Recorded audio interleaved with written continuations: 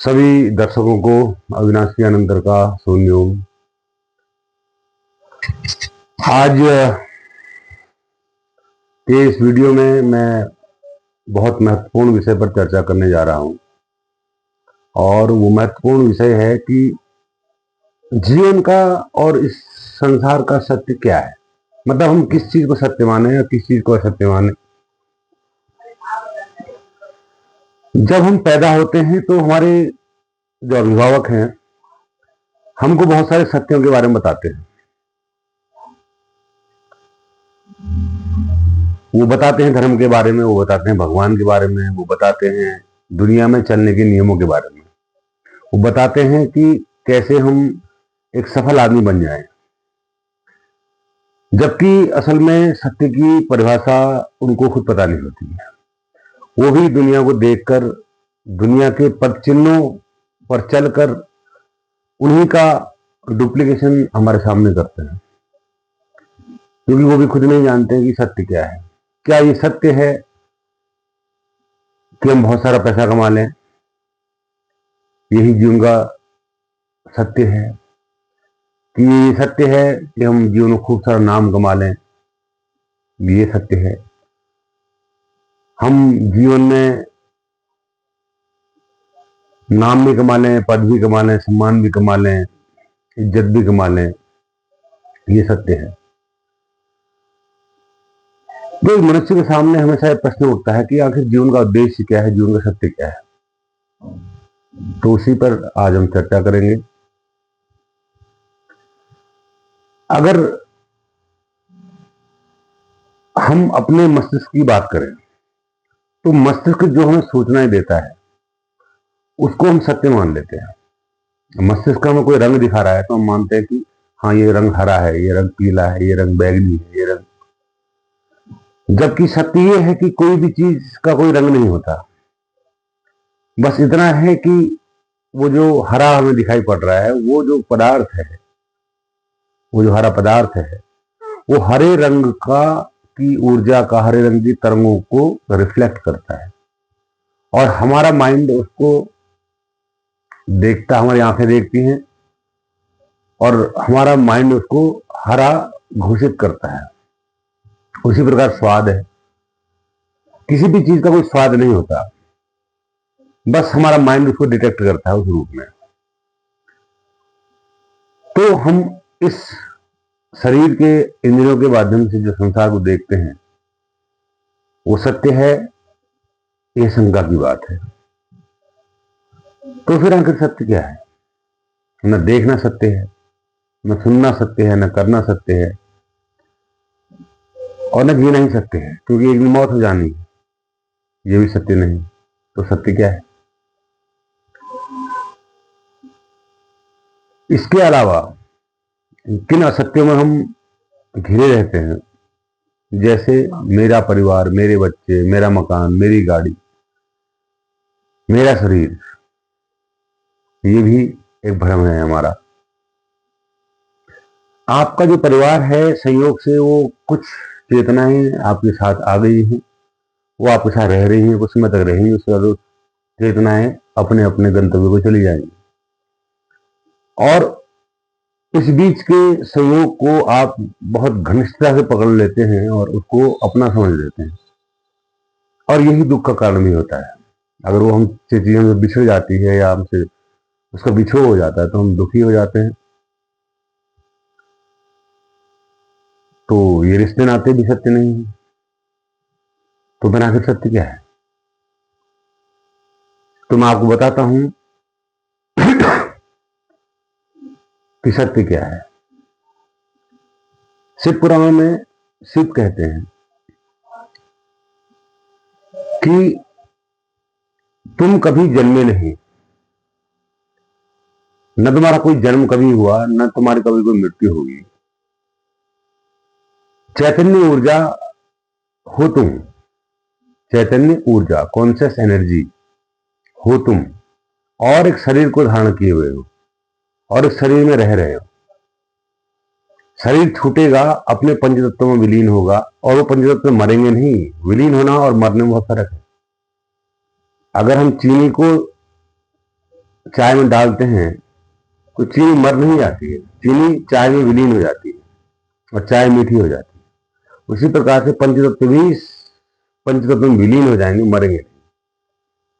तो न पंचतत्व मरे, न तुम्हारी चैतन्य ऊर्जा मरी, तो तुम्हारा कभी जन्म नहीं हुआ, तुम अनादि हो, ऐसा वो कहते हैं।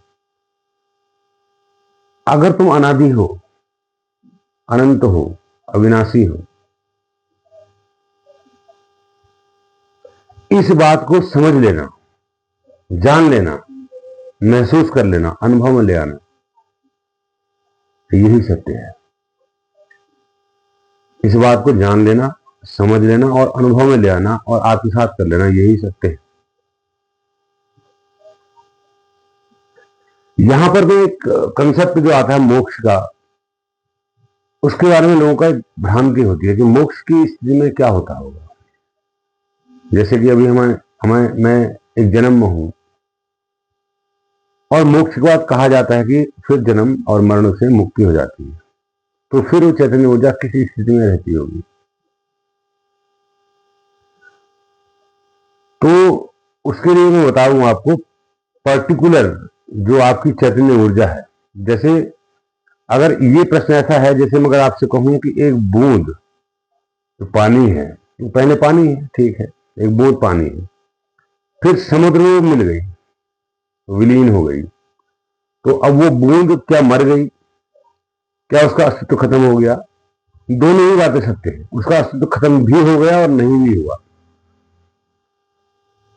वह बूंद अब सागर हो गई, लेकिन वह बूंद जितने एटम से बनी होगी उतने एटम अभी भी वहीं मौजूद होंगे, लेकिन अब एकाकार हो गया, फर्क करना मुश्किल हो गया। अब समुद्र में और बूंद में फर्क करना मुश्किल हो गया। उसी प्रकार से जब आदमी का मोक्ष होता है तो अस्तित्व और उस चैतन्य ऊर्जा में फर्क करना मुश्किल हो जाता है, वो फर्क नहीं कर सकते आप। तो वह चैतन्य ऊर्जा समग्र ब्रह्मांड को महसूस करती है, समग्र ब्रह्मांड अस्तित्व को महसूस करती है और अनादिकाल तक वो करती रहती है। फिर वो जो ऊर्जा है वो शरीर में भी रहेगी, शरीर से बाहर भी रहेगी, हर प्रकार से हर आयाम में वो ऊर्जा मौजूद रहेगी। यही है मोक्ष का सही अर्थ। और इस लक्ष्य को पाना ही हर जीव चेतना का उद्देश्य होता है। इसीलिए देखिए, आपने देखा होगा 84 लाख योनियां मनुष्य की कहीं जाती हैं, उससे ज्यादा भी हो सकती है, और सॉरी जीव योनि कही जाते हो, उससे ज्यादा भी हो सकती है। कोई भी योनि का कीट पतंग जलचर नभचर और स्थलचर जितने भी प्राणी हैं, कोई भी आत्मशोधन के मार्ग पर नहीं होता है, क्योंकि उसके पास मस्तिष्क नहीं है, प्रज्ञा नहीं है, चेतना का निम्न स्तर है। तो पत्थर कभी मोक्ष के बारे में नहीं सोचता है, न कोई कीड़ा मोक्ष के बारे में सोचता है, न कोई पक्षी मोक्ष के बारे में सोचता है, न कोई पंछी। लेकिन मनुष्य योनि अस्तित्व के द्वारा क्यों प्रकट की गई, ये उत्तरोत्तर विकास का एक परिणाम है। अब आप तैयार हैं उस चैतन्य ऊर्जा को जानने के लिए और समझने के लिए, लेकिन यहां इतना जंजाल और भरा हुआ है कि इंद्रियों का जंजाल, मन का जंजाल, संसार का जंजाल, आदमी उसी में उलझ के रह जाता है और कभी भी नहीं जान पाता है कि मेरे जीवन का सत्य क्या है और मेरे जीवन का उद्देश्य क्या है, मैं क्यों पैदा हुआ हूं। खाना पीना और सो जाना सब काम पशु समान है, ये तो सब पशु भी करते हैं और वही मनुष्य भी कर रहा है। थोड़ा सा रहने का तरीका अलग, जीने का तरीका अलग, खाने का तरीका अलग होने से मूल कर्म में फर्क नहीं पड़ता। मूल कर्म तो वही है, मूल कर्म तो वही है, खाना पीना और सो जाना, ये सब काम पशु समान है। तो आपको अपने बारे में जानने के लिए प्रयत्न करना पड़ता है, और प्रयत्न कब होता है, जब आप किसी सदगुरु की शरण में जाते हैं या उनके सत्संग की शरण में जाते हैं, श्रवण करते हैं, तब आपके अंदर का वो जो भ्रम है वो टूटने लगता है। क्योंकि संसार सत्य नहीं है, और संसार सत्य है भी। जब तक तुम स्वयं को जानने के मार्ग में अगर स्थित नहीं हो तब तक तुम्हारे लिए संसार सत्य है, बिल्कुल सत्य है, अक्षर से सत्य है। पत्नी सत्य है, बच्चे सत्य है, धन सत्य है, मकान सत्य है। लेकिन जैसे तुम मार्ग से आगे बढ़ते हो तो तब तुम्हें ये लगने लगता है कि ये तो सब नकली है। एक छोटा सा एग्जाम्पल लूंगा कि मधुमक्खी को कुछ और दिखाई पड़ता है संसार, उसके लिए संसार वैसा सत्य है। मक्खी को कुछ और दिखाई पड़ता है संसार, उसके लिए वैसा सत्य है। तितली को कुछ और दिखाई पड़ता है संसार, मच्छर को कुछ और दिखाई पड़ता है, मक्खी को कुछ और दिखाई पड़ता है। तो मक्खी से अगर मधुमक्खी कहे कि जो मैं संसार को देख रही हूँ, क्या तू वो देख रही है? नहीं, मनुष्य कुछ और देख रहा है। तो संसार अगर सत्य होता है तो सभी को एक सा ही दिखाई पड़ता, अलग अलग नहीं दिखाई पड़ता। संसार एक प्रपंच है, एक माया है, एक जादू है, एक मिरेकल है। और इस मिरेकल में एक सत्य भी है, वो है शून्यता। शून्यता ही परम सत्य है। जब आप ध्यानस्थ होते हैं, आंख बंद होती है, मन शून्य अवस्था में चले जाता है, तब आपका स्वयं बोध आपको दृष्टिगोचर होता है, महसूस होता है कि मैं कौन, मैं कैसा हूं, मेरा स्वरूप क्या है। और जो स्वरूप आपको अपना महसूस होता है, अनुभव में आता है, वह स्वरूप अविनाशी स्वरूप है, अनंत स्वरूप है। और उस स्वरूप में किसी भी रचना की कोई गुंजाइश नहीं है, किसी भी कंस्ट्रक्शन की कोई गुंजाइश नहीं है।